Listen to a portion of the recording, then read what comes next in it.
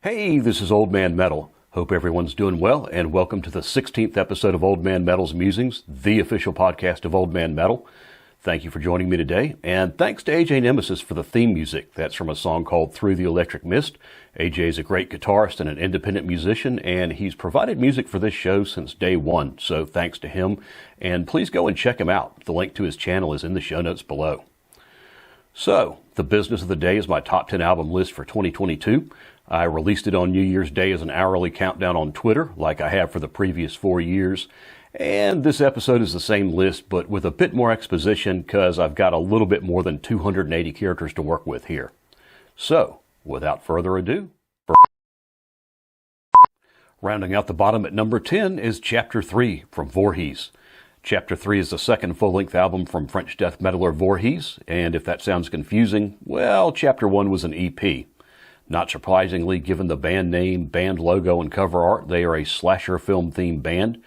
Chapter 3 is mostly mid-paced modern Euro death that's really reminiscent of Vader in places. The riffing is a great, engaging blend of approaches with lots of crushing death chugs and catchy power chords and single-note work, varied by sharp techish riffing, nice shear-laden tremolo-picked riffs, and some really sweet extended traditional leads that sound like what Andy LaRocque would play if he was in a death metal band. As would be expected for the style, the drums are big, battering, and double bass laden, and the vocals are done in a semi-coherent, gruff, lower register spoken and shouted style. Again, Vader's a pretty good comparison. The production is style appropriately full and modernish and pretty clean with just a bit of grit. All things considered, this is a really well done example of the style, and I'd recommend it to anyone who likes modern Euro death like Vader or Modern Unleashed or that sort of thing. Standout tracks are Freshly Deceased, A Tale from the Dark Side, and They Move, They Breathe, They Suck. I don't know who they are, but apparently sucking is what they do. Coming in at number 9 is Forthcoming Revelation. This is the first release from Germany's Messticator, and it is one hell of a debut. It's an intro, an outro, and 8 tracks of Scandinavian-style death thrash that would have been right at home in the early 2000s.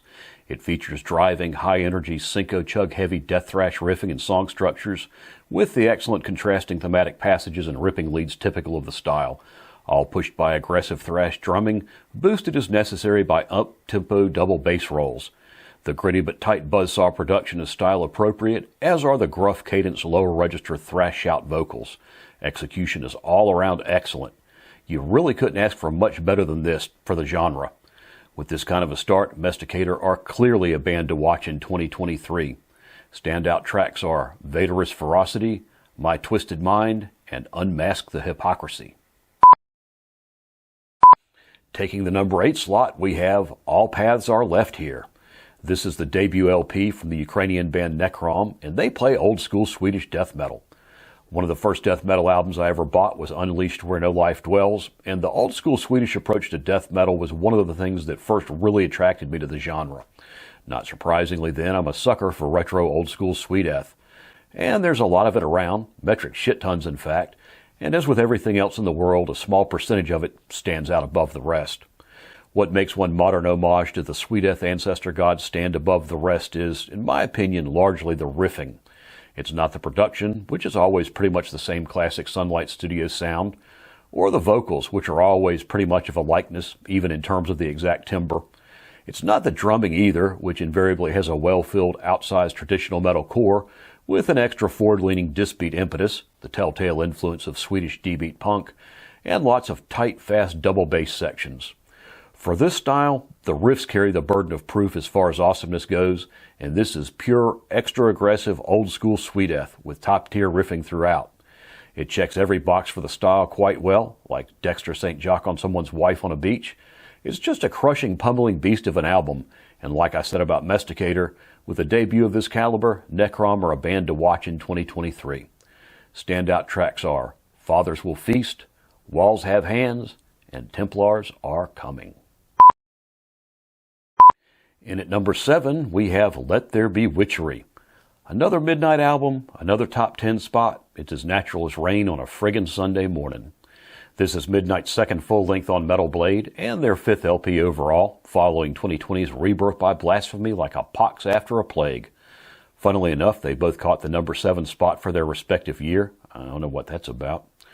For anyone who's not familiar with Athanar by this point in the game, he is, among other things, the sole driving force behind Midnight, under which seemingly innocuous moniker he plays a swaggering, sleazy, stripped-down black speed metal alloy that I like to describe as Venom meets Motorhead with an extra side of Satan.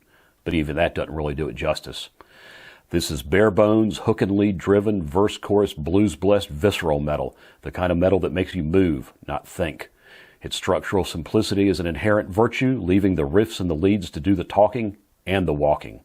The chorus is the title of the song 4 times over. The verses are just a verbal reflection of an audacious, gleeful dissolution, and the music itself is the reflection of an attitude.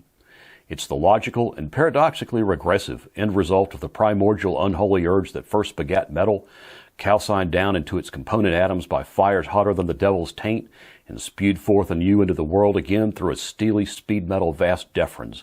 It's dirtier than a nun in a whorehouse. It's Midnight. Standout tracks are Devil Virgin, Sex Witchery, and track 4, which I don't want to say the title of because it'll get the video flagged faster than a priest on a... Taking the coveted number 6 slot is And Then the Bombs Came, from Creeping Flesh. So there's a small niche in the vast, cracked, smoldering plains of death metal that I particularly love. I don't want to say that Hail of Bullets started it, but their 2008 debut of Frost and War is what really got it on my radar.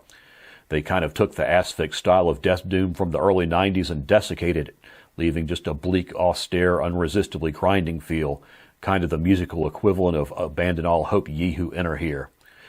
With a focus on grim martial riffing, plus well-placed contrasting emotive Sweeteth-inspired elements, specifically tremolo picking and thematic lead work, they forged music that embodies the horror, brutality, triumph, and despair of war on a personal level, in a musically perfect way. Well, Creeping Flesh are bivouacked right in the middle of that same little war-torn valley of abandonment and despair, and they blaze the same trail as Hail of Bullets, using the same TO&E and the same tactics.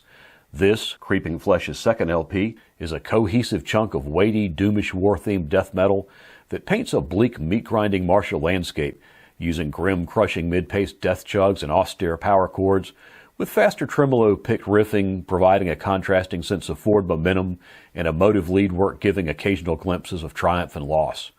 And looking back at past ratings, it really is on par with much of the best of this style. Standout tracks are Titan Grip, Like So Many Before Them, and Decrowned.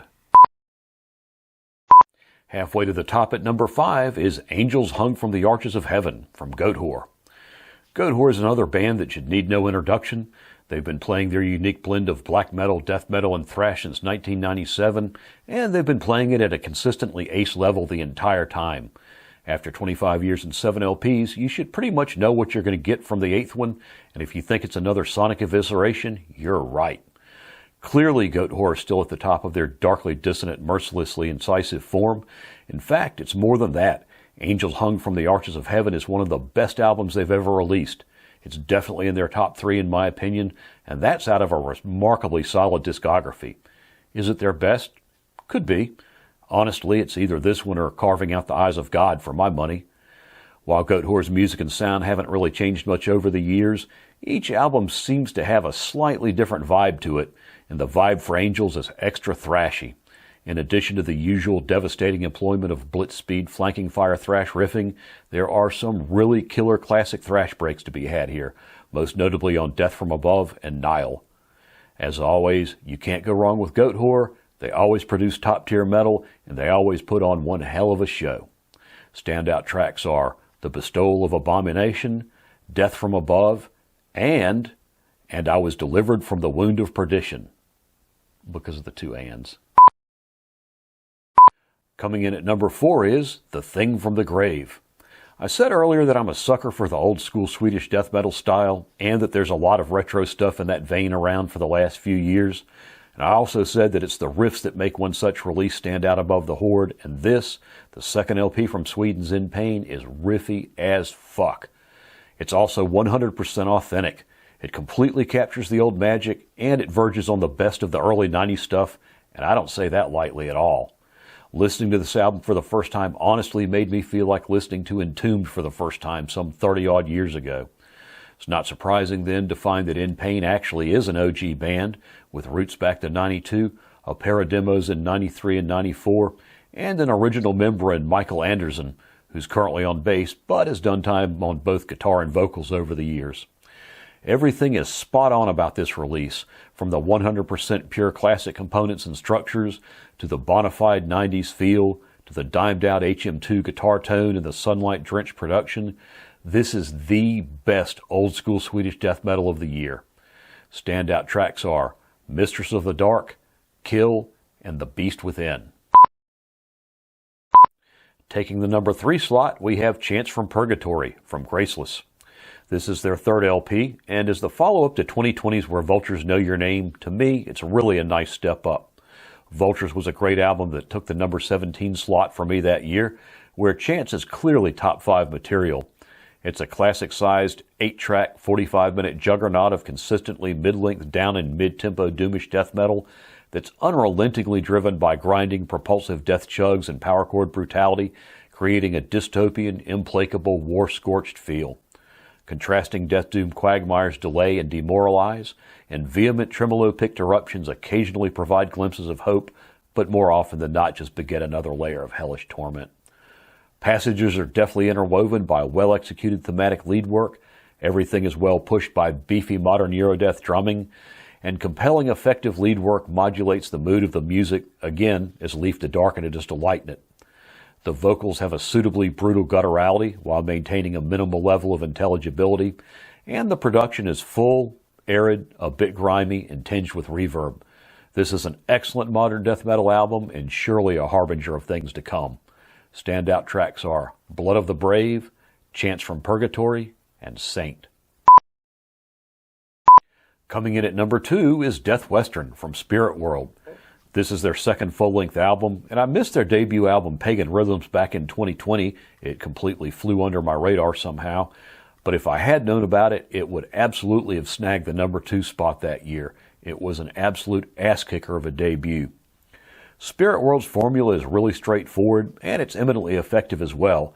It's a megadose of chunky thrash that leans heavily on bombastic chugs and Seasons-era Slayer riffs, with layers of old-school crossover riffing for dynamic variety, all intuitively blended to kinetic perfection, leavened with bits of groove and an occasional bouncy, vivacious hardcore feel, then spattered with tasty, impious thrash leads and punctuated throughout by rabid crossover vocals, plus Deadwood thematic bits and cowboy hats. This album is the real deal. If this album moved in next door to you, your lawn would fucking explode. This album will make you break shit like it's 1990 again, and it'll make you wear a cowboy hat while you do it. Standout tracks are all of them. Every single damn track. And finally, taking Album of the Year for 2022 is Darkened with The Black Winter. And this is another step-up story like Graceless. This vastly experienced international crew dropped their first LP as Darkened, titled Kingdom of Decay, in 2020. And I ranked it number 15 or 16 for that year, just ahead of Graceless's release, in fact. Kingdom of Decay is a great album and an excellent debut, and it's actually still in fairly regular rotation 2 years later. But The Black Winter is top of class. It's a masterful slab of modern Eurodeath that shows a huge old-school Swedeath influence. It lays bare the cadaverous remains of a death-shadowed realm of torment, despair, and unlife, using implacable syncopated martial death chug sections and propulsive thrash chugs, tempered by darkling, vaguely exotic power chord riffing, ominous eldritch tremolo pick sections, and lead work that pivots from exalted to maudlin to spiteful, all over an old-style Swedeath rhythm section of well-filled traditional drums, bolstered by heaping helpings of rolling double bass and occasionally pushed by D-beats. All the components are of top-shelf quality, and their assemblage into a cohesive whole is of consistently excellent craftsmanship. The end result is expertly polished to a slightly gritty modern production with a tinge of that old Sunlight sound. There's nothing not to like here and everything to love if you're a fan of, say, current era Unleashed. Of course, your mileage may vary, but for my money, The Black Winter was the album of 2022, and it establishes Darkened as master wielders of the magnificent old Zweihander that is Scandinavian death metal. Standout tracks. All of them are top tier, but Plague of Despair gets the nod as the best track, and it's honestly one of the best songs I've heard all year.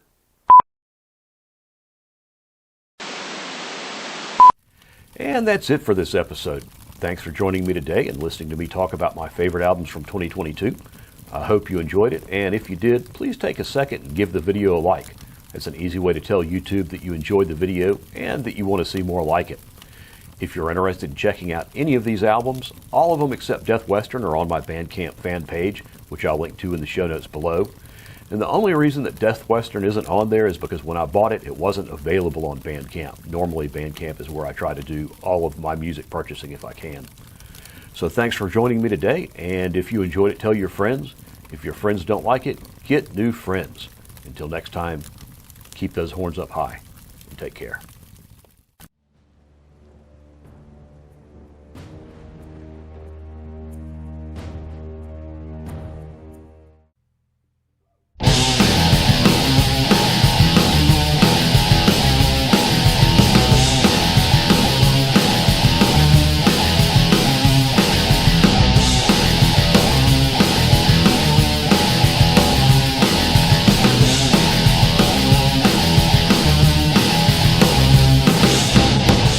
You have been listening to Old Man Metal's musings.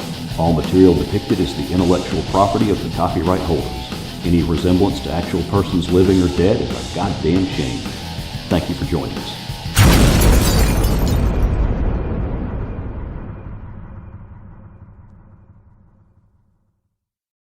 Looking for some new podcasts to listen to? Well, look no further than the Rat Style Review Network.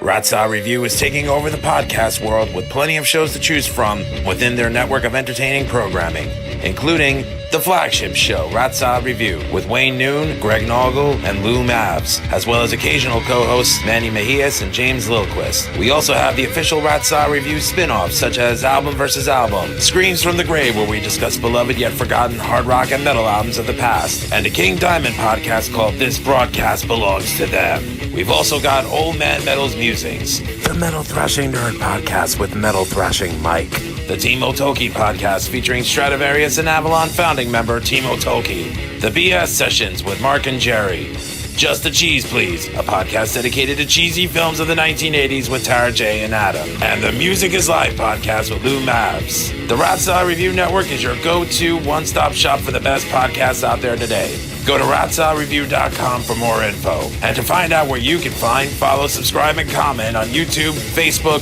Instagram, TikTok, Twitter, and all streaming platforms. The Rat Style Review Network. We're taking over.